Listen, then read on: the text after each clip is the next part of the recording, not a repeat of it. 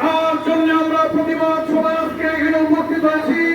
সে হল গণতান্ত্রিক আন্দোলনের যে নেতা, তারুণ্যের নেতা, ডাকসুর সাবেক পিপি, গণ অধিকার পরিষদের সম্মানিত সভাপতি জনাব নুরুল হক নূর। আমরা প্রত্যেকে আমরা দেখেছি, টেলিভিশনে দেখেছি, লাইভ দেখেছি যে কিভাবে ন্যাক্কারজনক ভাবে সেই নুরুল হক নুরুর উপরে আক্রমণ করেছে। নুরুল হক নুরুর উপরে আক্রমণ নয়, গণতান্ত্রিক আন্দোলনে যারা নেতৃত্ব দিয়েছেন, যারা ব্রিটিশ সরকারের বিরুদ্ধে যারা আন্দোলন করেছেন, তাদের উপরে সেই আক্রমণ হয়েছে। তাই আমরা বলবো অবিলম্বে এই যারা এই আক্রমণের সঙ্গে যারা জড়িত, যারা দোষী, তাদেরকে অবিলম্বে গ্রেফতার করতে হবে, আইনের আওতায় আনে তাদের বিচার করতে হবে।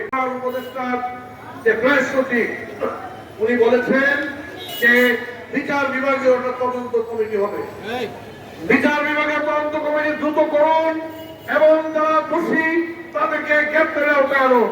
আমার মনে হয় ইচ্ছা করেই সেটাকে পাশ কাটিয়ে যাওয়া হচ্ছে। তাহলে এত বড় একটি ঘটনা, নুরুর উপরে যে আক্রমণ, তাকে পরিকল্পিতভাবে হত্যা করার জন্যই এই আক্রমণ করা হয়েছে এবং এরা পরিষ্কার যেখানে তাকে হত্যা করার জন্য যে আক্রমণ হয়েছে সেটা সে কোনো ধরনের ঝামেলার মধ্যে ছিল না, সেখানে তার অফিসের সামনেই এই ধরনের একটা আক্রমণ হয়েছে। তাই এই শান্তিপূর্ণ কর্মসূচির উপর আক্রমণ হয়েছে। তাই আমরা বলবো অবিলম্বে দোষীদেরকে গ্রেফতার করতে হবে এবং যারা এই ঘটনার সাথে জড়িত তাদের নাম সেখানে প্রকাশ করতে হবে। আমি বিভিন্ন সুস্বাস্থ্য কামনা করি এবং তিনি দ্রুত আরোগ্য লাভ করুন। আমরা সকলে আমরা দোয়া করি।